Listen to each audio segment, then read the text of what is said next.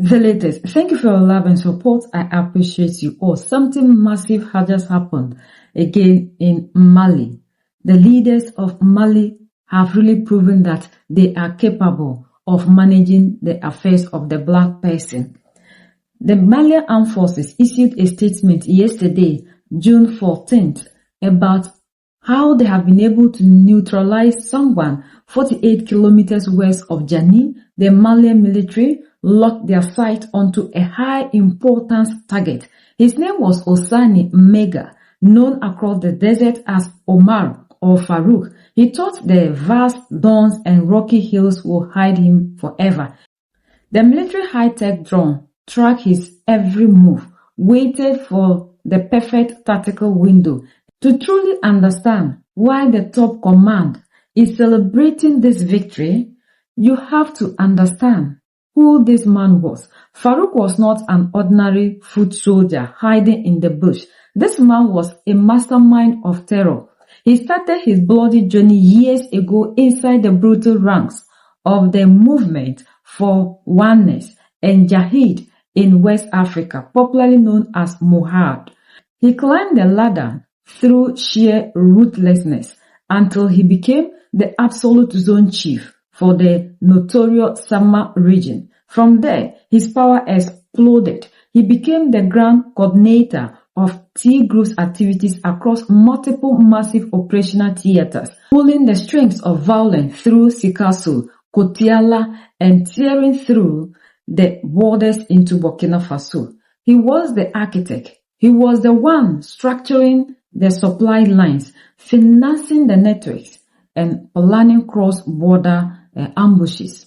By neutralizing him, the Malian forces did not just unalive a fighter, they completely decapitated the command structure of the entire insurgency, leaving their fighters leaderless, scattered, and panicked in the desert sand. But how did we get here? How did an army that the West mocked for years suddenly become a lethal, precision-striking machine? The answer is simple. Our men finally kicked the foreign occupiers out and took total control over their own destiny. For over 10 years, this land was crawling with foreign troops. The French military came with their heavy armor under the guise of counter-terrorism. The United States military built massive drone bases, flying millions of dollars worth of surveillance gear over our heads. They stood before global news cameras and promised they were here to bring peace. But look at the math. The more foreign bases that were built, the more the tea spread. The more white soldiers that patrol our streets, the more our villages burn. It became an open secret on the front line that these foreign powers were playing a double game.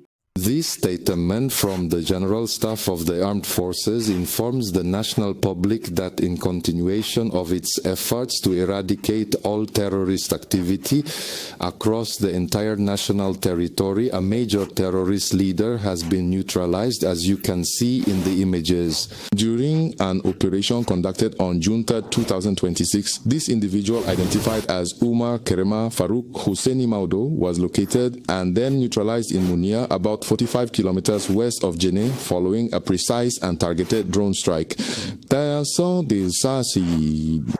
Originally from Tebi, commune of Kerena, circle of Douanzan, he began his journey within the Mujao before climbing the ranks of terrorist command.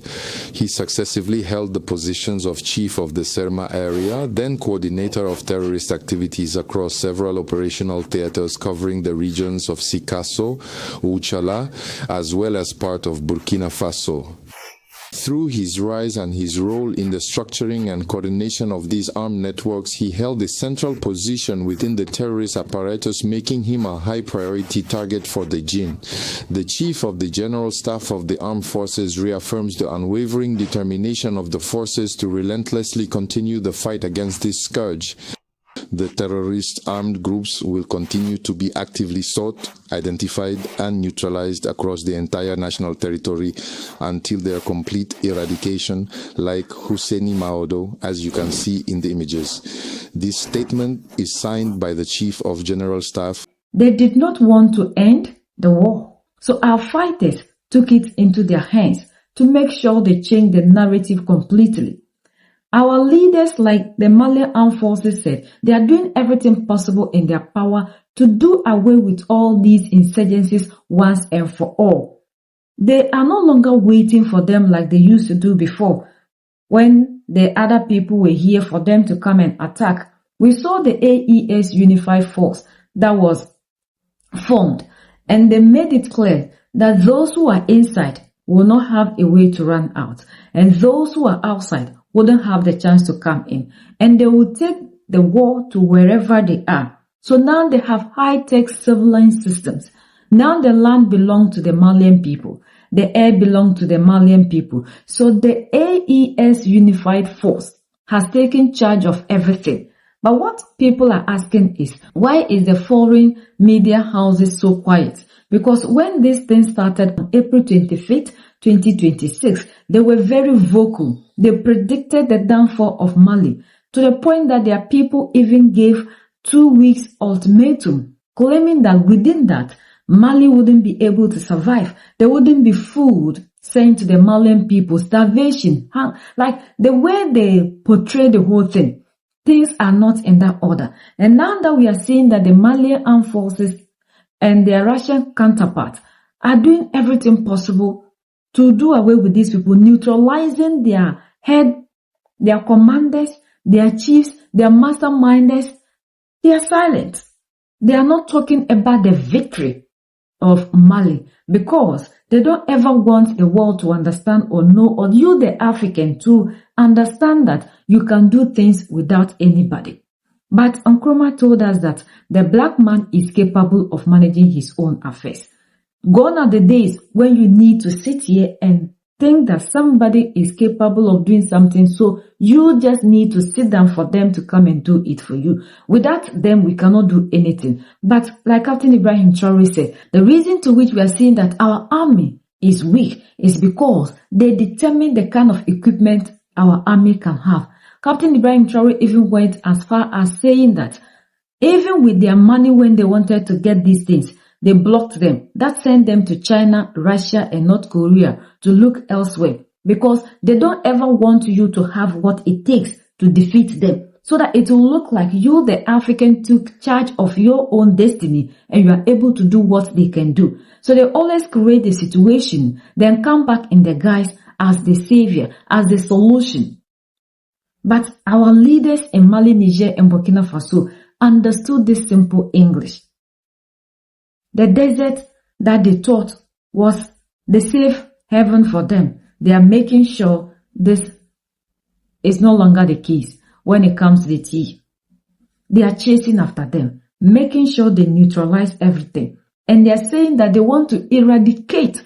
The Malian Armed Forces said they want to eradicate all these activities so that they can have a Mali that they can come out in peace. A Mali free of these activities. A Mali where their resources wouldn't be used to please other people.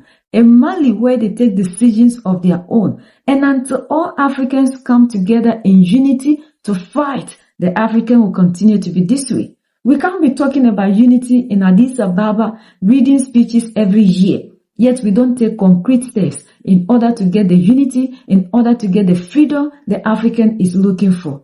The time has come for us all in Africa to start believing in ourselves, to start thinking within and not to be looking for people to come here. For over 10 years, we never saw what we are seeing just in a few months that our leaders decided to take their own destinies into their own hands. What shows that you, the African, isn't capable of managing your own affairs. Long live AES, long live Mali, Niger, and Burkina Faso. We are the only ones that can set ourselves free. United we stand, divided we fall. And united we keep standing forever and ever. The greatest enemy of the African is mental slavery. So let's colonize ourselves. from mental slavery. Let's keep sharing to educate our brothers and sisters. Together we make Africa great for ourselves and the next generations that are going to come. So that's the latest around the world, in Africa, West Africa, and in Mali.